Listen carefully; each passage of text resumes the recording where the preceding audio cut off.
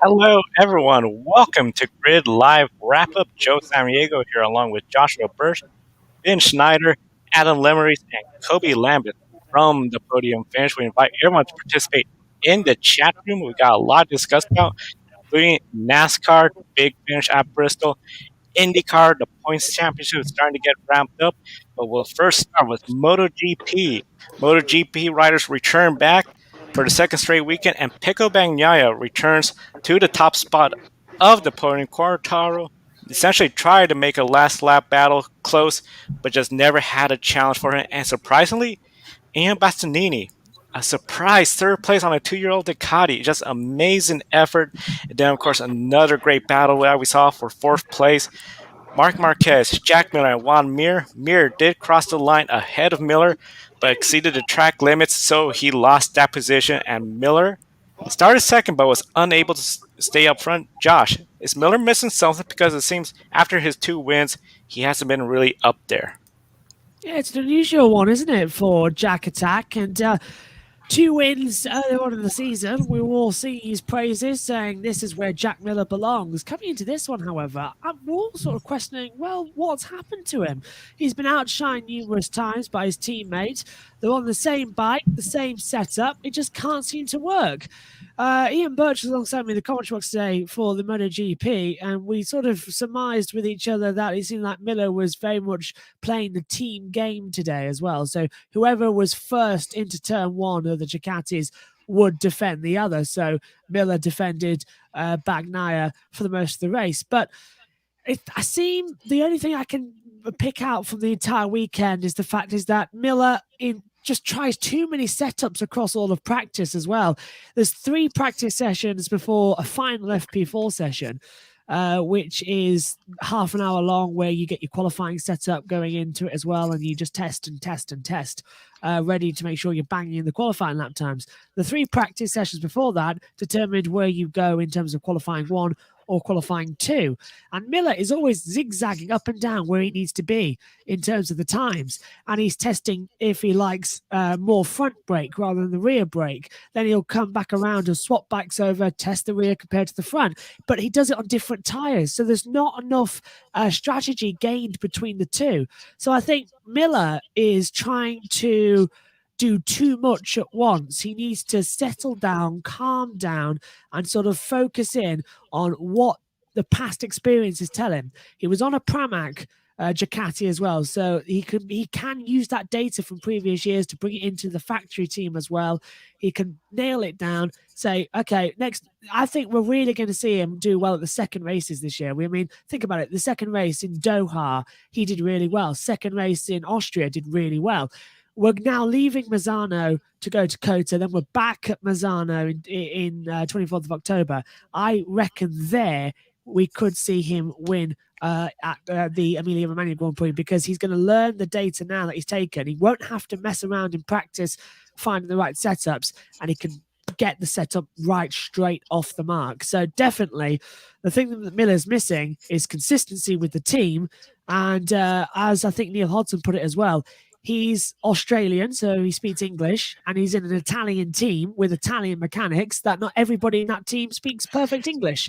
So the communication barrier is also an issue as well. And we've seen that with Jorge Lorenzo and his Ducati teammates as well. They didn't get along quite well to begin with. It took him a long, long time for him to win on that bike. So communication, consistency, and cool heads are the 3 things missing. So the 3 C's from Jack Miller as well. And the one thing also that sort of perked him up in the last couple of races, he had his best mate back of Cal Crutchlow. So add that as the 4th C out of the track there. When it comes to the 3 C's that you bring up, I think of Fabio Quartararo and then his approach this week. Run a smart race, finish in the podium. He did try to go for the win, but he didn't push it, didn't crash out. My pick this weekend was Jorge Martin. He crashed out racing against Fabio early on in the race. And we talked about Quartararo and his approach each week, especially after last year's collapse, where he went from essentially leading the points, top 5, then all the way down to 8th place. Now he seems to have control. That consistency can take him to the championship. Is Pecco Bagnaia under more pressure to go out there and get the wins and try to get this championship? because he could win every race, but still, Quartararo, if he's top 5, it's game over, it appears. Yeah, I said in the commentary as well, it's too little too late. I mean, it's great to see that Bagnaia's got the pace now in these last 2 races. He's won back-to-back, which is fantastic. He's got the monkey off his back as well after being consistent earlier on in the year with points-paying positions. He's got those 2 wins, 50 points maximum on the board. As well to try and close in. The gap now was at 48 points going into the next 2. But of course, that's going into COTA, where we could see all Quartararo needs to be 75 points ahead and he's champion as well. So it's closing in too quick. I don't see Quartararo having any issues in the next couple of races. I think Bagnaia is just now trying to secure second place for the title. And I think Ducati have realised as well there's a shot at the constructors. So they're going to go for that. That's why Miller was defending his teammate as well. But definitely for Bagnaia now, he's seeing the remainder of this season as more of a test for next year. Ian Burcham in the commentary, he likes seeing where MotoGP is going at the moment because it's all the young guns that we've seen coming up through the ranks over the past 10 years. They're now in that top form of motorsport. I do not see, I said in the commentary, 5 years' time, there will not be one bad rider on the MotoGP field. Every single one of them will be race winners, champions as well across all classes. They are going to be fantastic. We are literally in a golden age of motorcycle racing, and I'm loving every second of it. So Bagnaia, not really under pressure that much to go for the title, mainly under pressure for the race wins as well, because he needs to prove to Ducati, I'm not just a one-trick pony. He's done that here today. Can he repeat it in COTA? He needs to keep doing it. If I was him, I'd focus on winning the next race in San Marino, which is 24th of October, as I said. I would focus on winning in Portugal, and if you want to as well, win the last race of the year, because it's true what they say. You're only as good as your last race, and it needs that mentality going into the winter break, because next year the engine freeze is gone. It's a whole new lineup as well for Ducati. You've got to be ready on it straight away to hit the nail on the head. And Yamaha have got lucky because the engine freeze has allowed them to catch up with development, but Ducati were fast. And remember, 17, 18, 19, they were always there with Marquez battling for the title with Dovizioso and even Lorenzo at one point as well. So, yeah, got to be fast, got to have experienced runners. This year has definitely been a test for Ducati. They've been surprised by the fact that Honda have been so far off the pace. So definitely, they've got to hit the nail on the head and get going with the new engines for next year. New engine next year, as you said, we got a lot of talent coming up the rankings for motorcycle racing. MotoGP is going to be really competitive. This year has been a really fun year, and we have a couple more rounds left. 4 races remain, and of course the next one, the Grand Prix of America at Circuits of America right here in the United States. Texas will definitely be following all the coverage with that. And one of the big things, of course, is with MotoGP, we got a lot to discuss about. Josh, is there any final points with MotoGP? Yes, this weekend has been a complete waste of time. I said this in the commentary as well, because we literally had the same winners as last weekend across all 3 classes repeat it here today. It's been a day of doubles. Dennis Foggia, 1 hour gone, won San Marino. Raul Fernandez, 1 hour gone, now has won in San Marino. And Francesco Bagnaia, 1 hour gone, won here. Literally the same winners in the same classes 7 days later. I was honestly going like that to myself, pinching myself, because I thought I was watching repeats. So yeah, a day of doubles. So congratulations to them as well. Thanks for wasting 3 days of my life for the same result I could have just watched Aragon for. Yeah, it's not common, especially in this very competitive age of motorsports, that we have that where I can recall a couple of times in NASCAR where the Busch Series winner, Cup Series winner are the same the following 2 weeks, but not in a long time. So it was definitely very interesting to see the repeats. And of course, that will conclude our MotoGP part. We're going to go to IndyCar next. But Joshua, thank you so much. Before you go off the air, what is your one shining moment? My one shining moment of the day, I think, has to go to the British Touring Car Championship as well, and covering it as well, because we had 3 different winners in the 3 different races we had there. but also the fact that there was a massive charity event as well going on at Croft for the marshals as well. After everything that's happened in Britain over the past couple of weeks with marshals, a lot of amount of money raised as well in the 5 figures as well by the fans attending and all the events going on over the last 2 days. So big up there for the British marshals. They train everyone all over the world. They go out to races no matter where. They truly are some of the greatest we have. So lovely to see that COTA and the British Touring Cars have done something for them as well. Definitely a top shining moment for me. Thank you for sharing that, Josh. And I know it's late over there in the UK. We're going to let you get on your way. And once again, thank you for another great weekend of coverage on your YouTube channel with your awesome watch-alongs. No worries. Thank you, everybody. Have a very good evening, and good evening to everybody else as well. And now moving on to the NTT IndyCar Series, we saw a very competitive Firestone Grand Prix of Monterey, which saw plenty of passing, action all over the track, and the championship is now down to 2 drivers.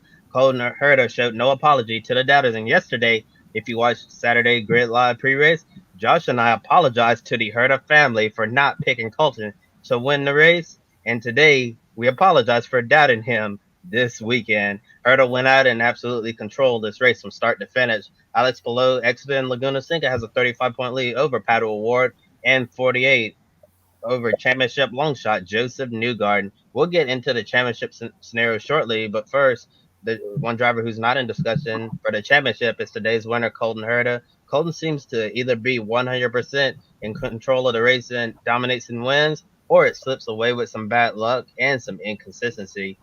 Starting with you, Ben and Adam, if Colton performs at this level every race next year, will he be a top 3 championship contender, or does he still have a lot of room for improvement?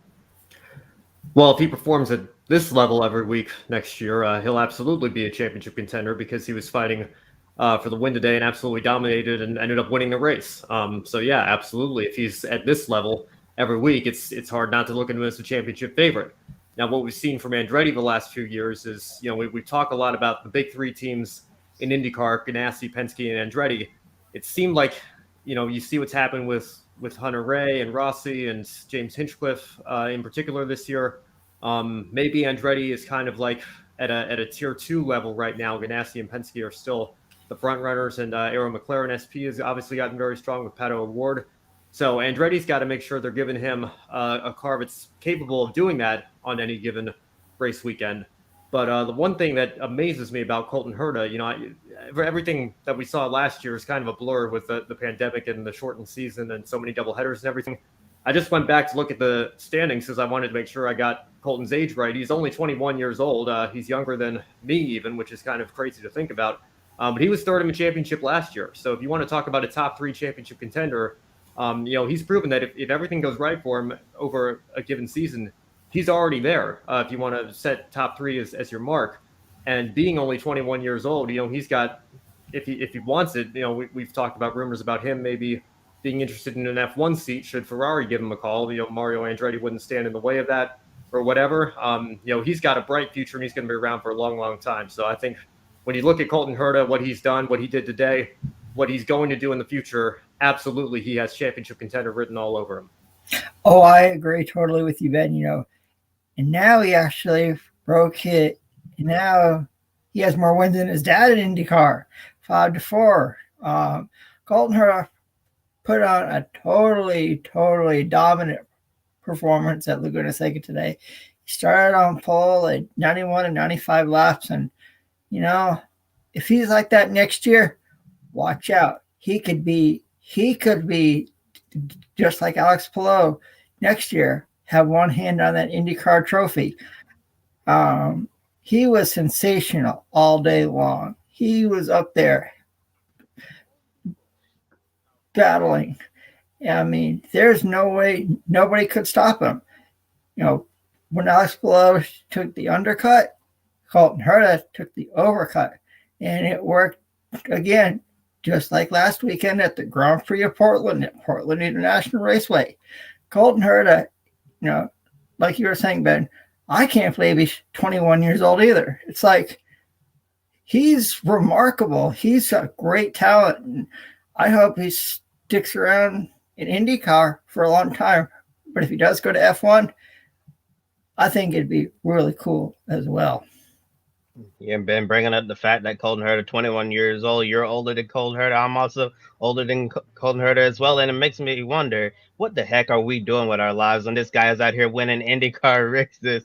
But in all seriousness, I do think Colton Herta, if he gets some luck on his side and cleans up some of the inconsistency, he can definitely be an IndyCar championship contender in 2022 and for many years to come. And he's still young, still developing, still getting faster as a race car driver, learning a lot of things. I do believe that Colton Herta will be a force to be reckoned with in the future for the championship.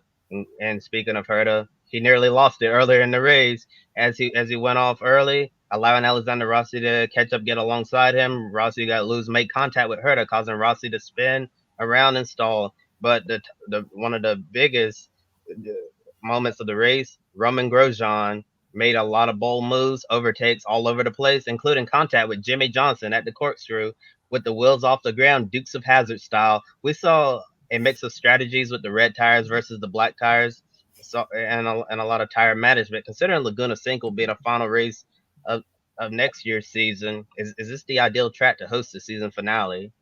Of course. You just saw what happened today.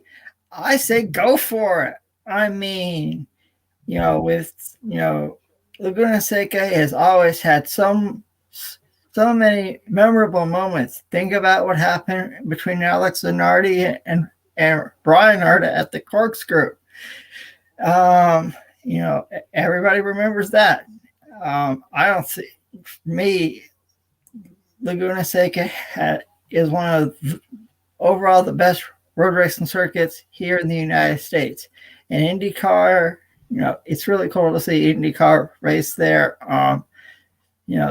They used to race, I can remember when the likes of Mario Andretti, Michael Andretti, Emerson Fittipaldi, Rick Mears, Alan Jr., and of course Bobby Rahal compete at this track back in the day.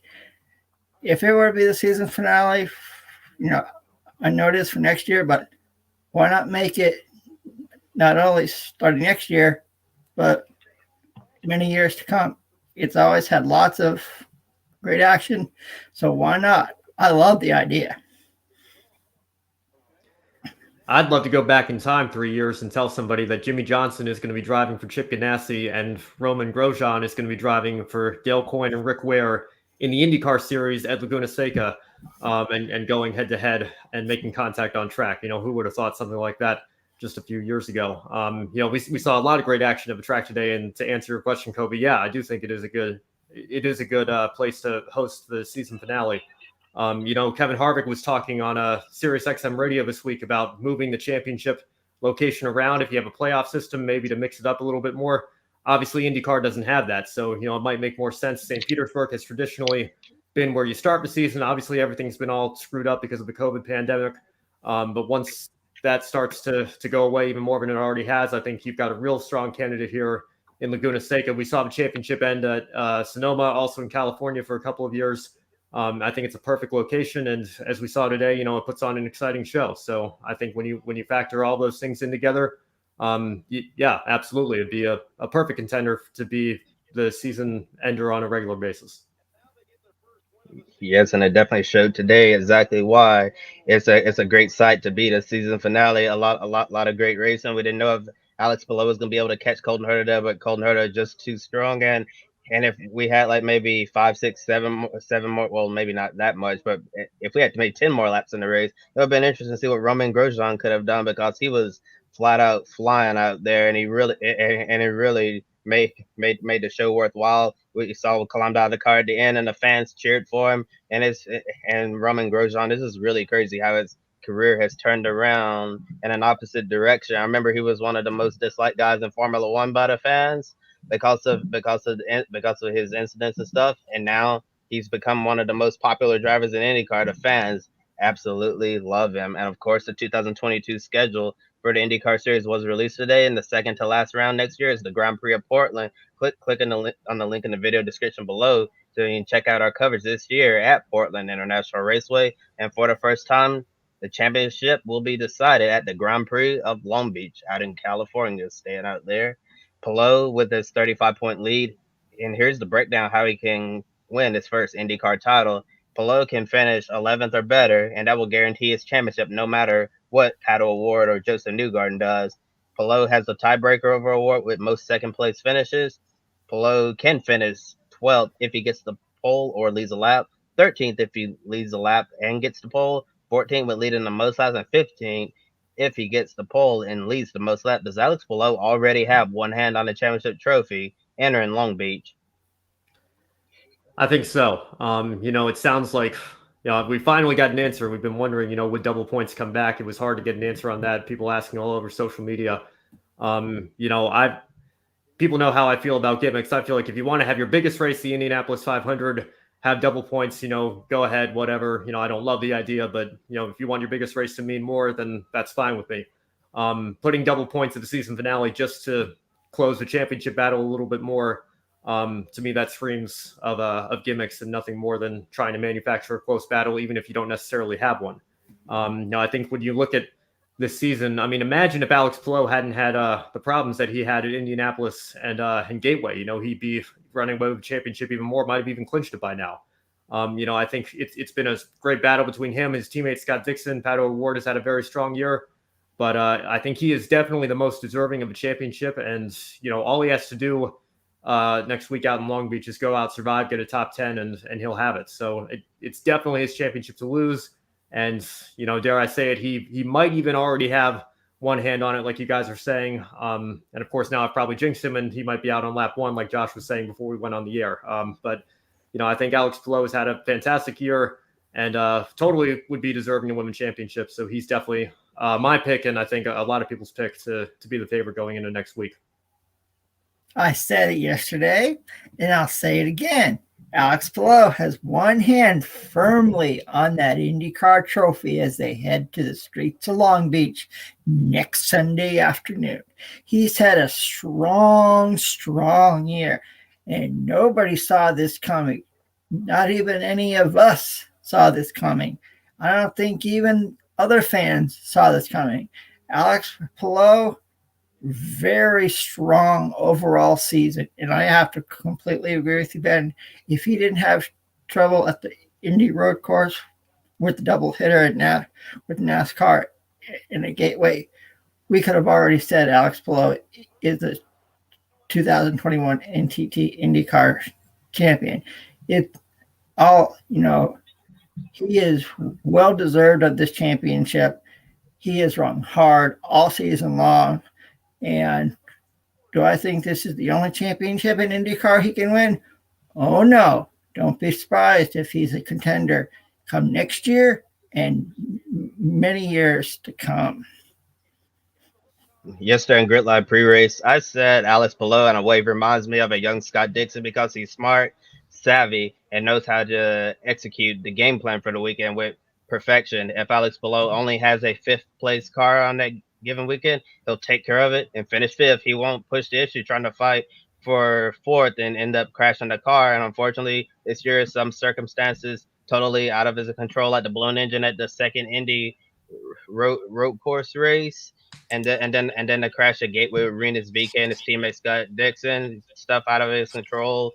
And the thing that I'm very impressed with Alex Palou, this is only his 2nd full-time year racing in the IndyCar Series, and he's already in position to win an IndyCar championship. Like you were saying, Adam, I didn't predict it. None of us did. I'm not sure if race fans around the world predicted that Alex Palou would be a championship contender in only his 2nd year in IndyCar. And I think that Palou will certainly be in contention to win many more championships in the future and possibly have his picture on the Borg Warner Trophy. And that is one thing a lot of people were wondering about, being that second Chip Ganassi vehicle. How will he compete? Well, he's definitely risen up, going for a championship, something a lot of people didn't anticipate. I know I didn't for sure, but big congrats to Alex Palou on such a great season. He definitely wants to end it on top. And of course, we coming out of Bristol, where essentially Thunder Valley, a lot of action on the track. We saw some great side-by-side battles all over the place for just about every position, including the lead. Not exactly the old Bristol pre-2007. That was a single groove track, short runs, multiple cautions. Last night, clearly 2 distinctive grooves, plenty of passing opportunities, but still had to beat in the bank and just the intense racing that comes with the playoffs. And of course, with that intensity, the biggest moment, Kevin Harvick versus Chase Elliott. Contact between the two as they were racing for the lead saw Chase Elliott cut a tire, had to pit. His chances at the win were essentially gone. When he came back on the track, he was not happy with Kevin Harvick, made it hard for Kevin Harvick.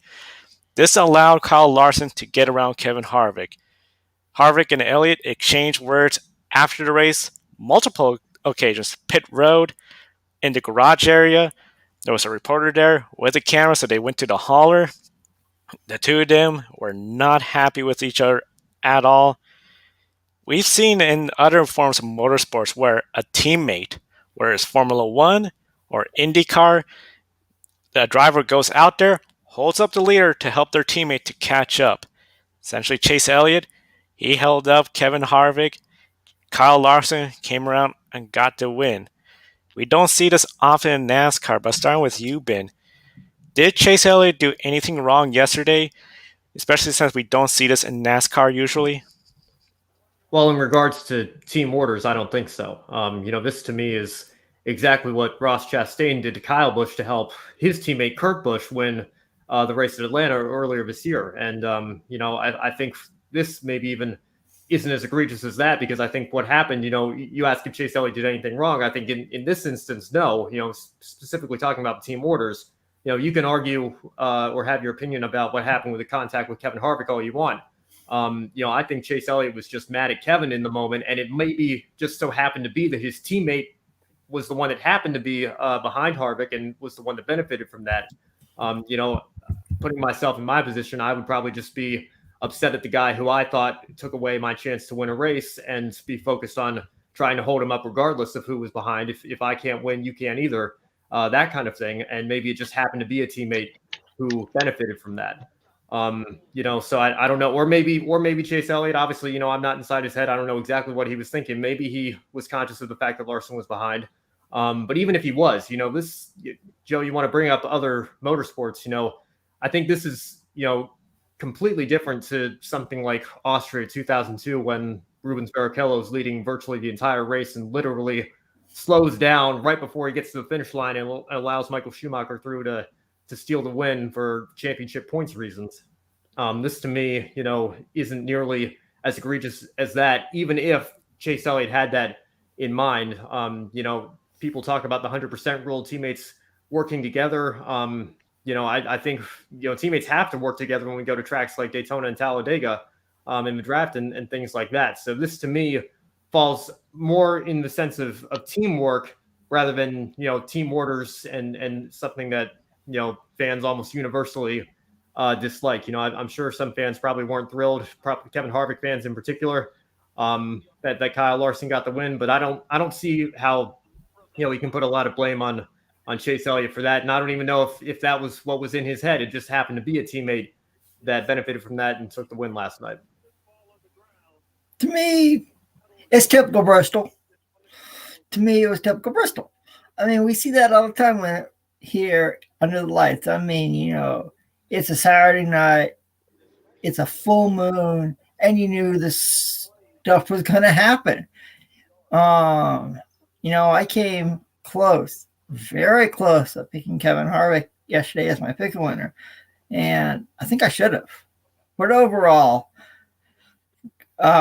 we saw what happened with Kevin Harvick, throwing down his helmet and Hans device after the race on it, on the hood of his car, almost breaking his glasses.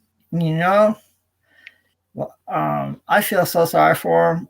He hasn't won in a while, and I know he was going all out to try to win, because his last win was right there at Bristol last year. So he got to say to himself, I'm close. I'm very, very close of winning. I think I should have won last night. But hey, it's Bristol, baby. It's a Saturday night, and it's a wild card race besides Daytona and Talladega. Yes, and after the race, Kevin Harvick was basically just trying to say it's just two guys battling for the win at freaking Bristol of all places. That was just hard. That was just hard racing, like you were said, Adam. Typical Bristol and Harvick. Obviously very very emotional, animated. Post race said it was a chicken crap move. I'm censoring the crap word right there.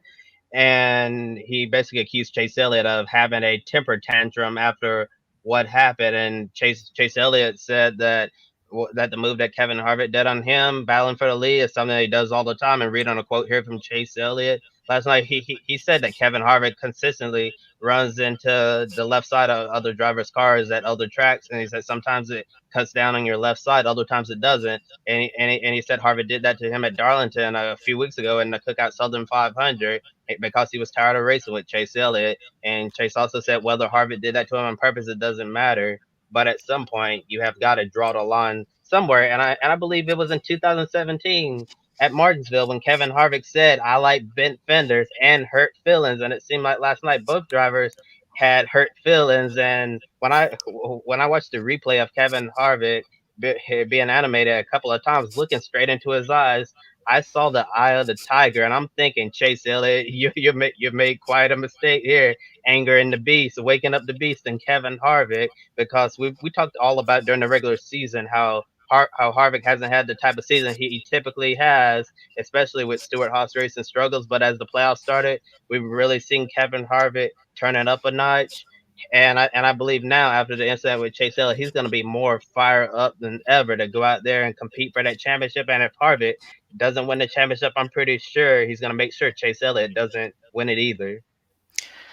Kevin Harvick, he is known to race really hard, not give an inch, and of course, the payback, we all know that's probably going to be coming, especially as you said. If Kevin Harvick's not getting that championship, he's going to make sure Chase Elliott's not taking that championship. And when it comes to the championship, for Kevin Harvick, not having the season he was going to have at all like he had hoped for, when you look at the playoffs, the difference between a win, getting those playoff points, to not getting a win. As you can see right here, Kevin Harvick's not on that board. Where is he? He is in the bottom. He is essentially outside looking in. 12th place entering the round of 12. If he had gotten that win, he would have been higher up, potentially still on the outside, but now he's in the bottom. So being the bottom of 12, that's a huge difference between coming off a win at Bristol, where he would have been in a better spot. And of course, after this round, one of the big things we're going to see is essentially 8 drivers advancing. But in this round of 12, one driver that is making a lot of noise, Denny Hamlin. Denny Hamlin, first place at the Southern 500, second place the following weekend on Richmond.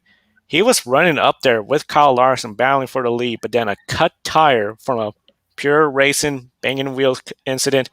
He goes in the wall, but still comes back and finishes 9th place. Of course, Larson getting another win. We've seen this battle all year long with the regular points without the playoffs. Kyle Larson, Denny Hamlin, the top of the field, one on consistency, one on just going out and getting the big wins.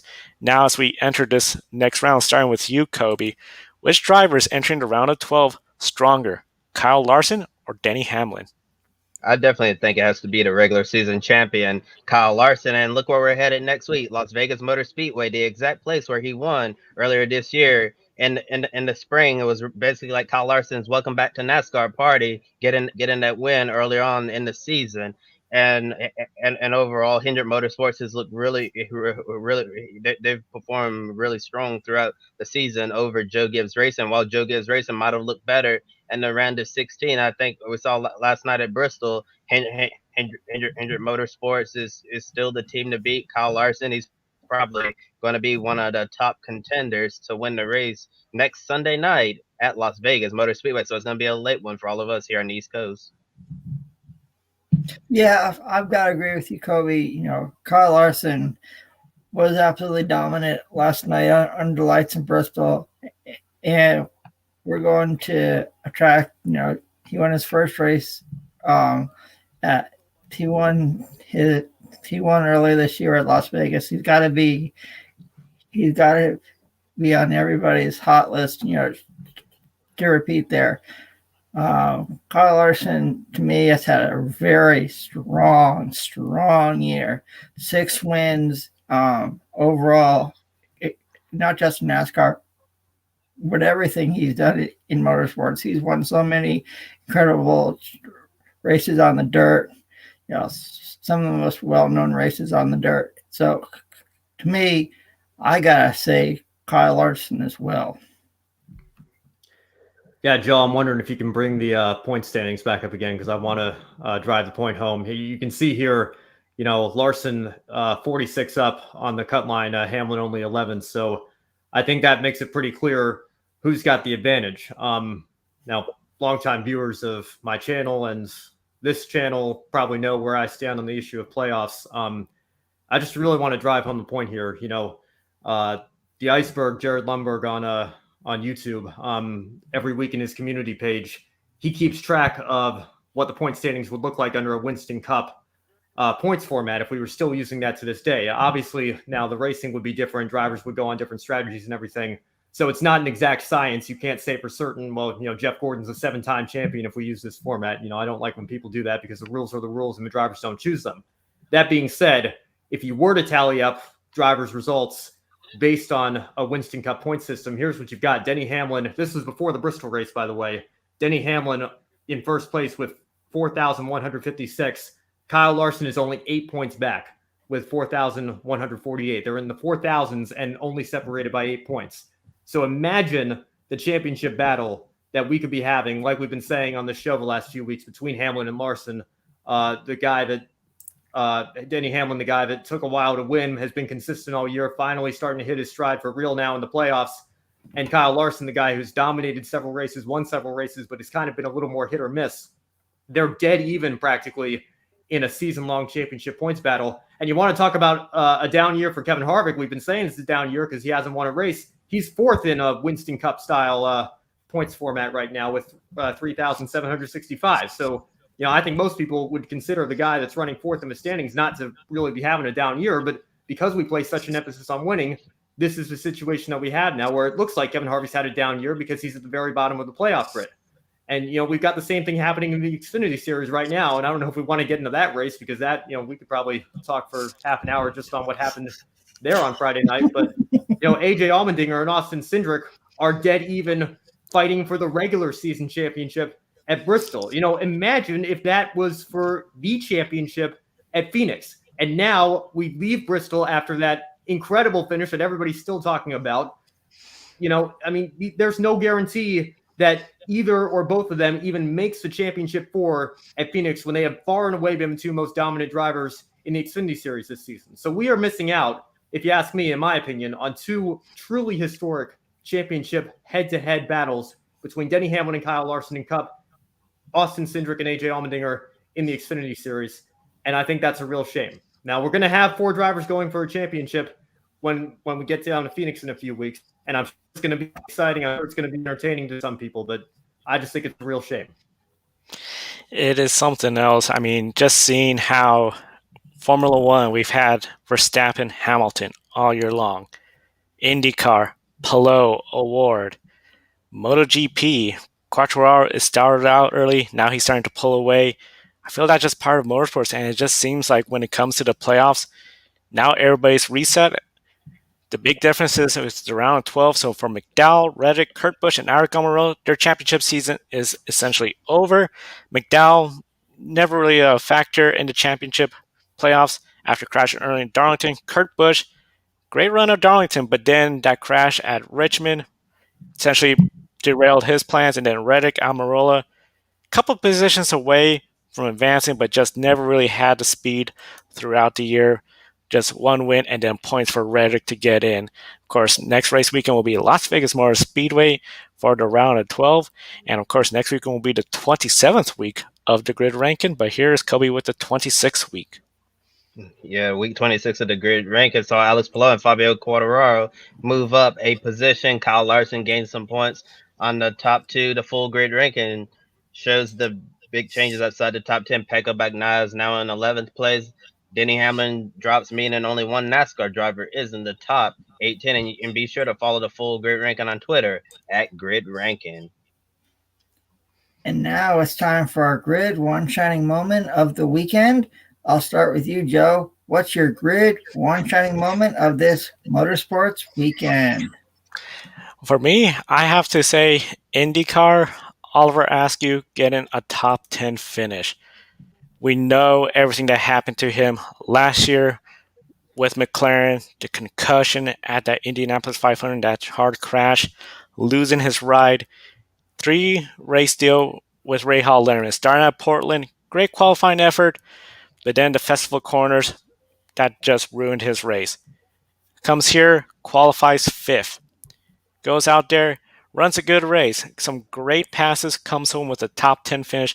I have to say that is my one shining moment for the weekend. I think you just take the whole Bristol weekend all together. ARCA, trucks, Xfinity Cup, definitely my one shining moment. I know I just talked about the Xfinity race a little bit. People are going to have their mixed feelings and opinions on how the finish of that race went down. But hey, we're all talking about it. And the Cup race last night, I thought was up there. Probably a lot of people would say it's the best race of the year. I think the Jeff Gluck wasn't a good race poll was like at 96% yes, which I think would break a record for his polls he's been doing the last few years. So just really great action all weekend at Bristol, all across the board. And I really hope that NASCAR takes a look at that more than 8 out of 10 fans like what they're seeing with concrete Bristol, not so much with dirt Bristol, and maybe reconsiders pouring a bunch of dirt on Bristol when it comes time for the spring race there next year, because we really saw a great weekend of action. And look, I've been saying, for a couple of years now, I'm all for trying new things in NASCAR, and a dirt race is certainly no exception. The Truck Series has made it successful. But if you want to do a dirt race, take it to a real dirt track, and don't mess with Bristol Motor Speedway, because it is one of the best racetracks on the NASCAR calendar, and we just saw proof of that this weekend. For me, I have two. Got to give a call to all those kids singing the national anthem before the Cup race last night at Bristol Motor Speedway. And for the fans that may not know, it is an annual tradition that they do. Those are all the NASCAR drivers' kids. And, there's an organization called Motor Racing Outreach, or MRO, which allows NASCAR drivers and teams to go to church at the track, and they do a lot with those kids. And one other one, I got to give a call to Sherry Pollux. And for those of you who don't know who she is, she has fought ovarian cancer and survived. She's married to Martin Truex Jr., and she does so many charitable things, including a fashion show called and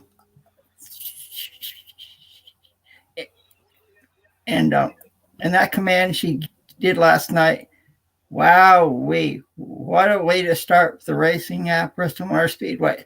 So for me, I've got the MRO kids and Sherry Pollock giving the command for the night race at Bristol Motor Speedway in Tennessee. And my driver of the day and great one shining moment definitely has to go to that hard charged third place finish for Roman Grosjean. He was absolutely slicing and dicing through the field from start to finish. It was so remarkable to watch, especially given how his Formula One career ended and he moved over to race here in IndyCar to try something brand new. And Grosjean even said he didn't really know how his IndyCar experience would go, but he said he really fell in love with the sport, really loves racing in IndyCar, and he really wants to make this his home long term in the second half of his racing career. At a track we always talk about, Laguna Seca is really tough to overtake, set up to make those passes. Roman Grosjean made it look really easy, almost like on a video game. He was just picking them off one by one. I think if there were 10 more laps to go in that race, maybe, just maybe, he could have had something for Colton Herta for that race win. And if all of the reporting turns out to be accurate and Roman Grosjean replaces Ryan Hunter-Reay at Andretti Autosport,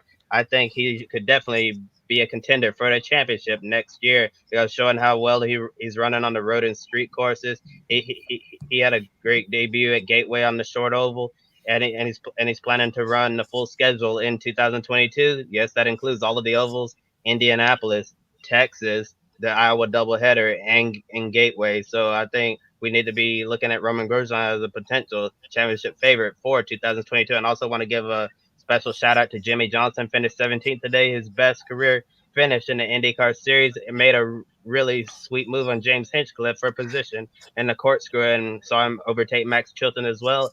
And it just really goes to show how much Jimmy Johnson has improved from start to finish. Remember at the beginning of the season, Jimmy was just struggling to keep up at the back of the pack, and now he's more competitive, mixing up with his competitors, completing passes. And I think if you're Jimmy Johnson, you have to be very pleased with your progress, and it's going to be interesting to see how he does next year after an entire year of experience. I'm wondering if he should target top 15 finishes, because right now it seems like he's certainly well on his way.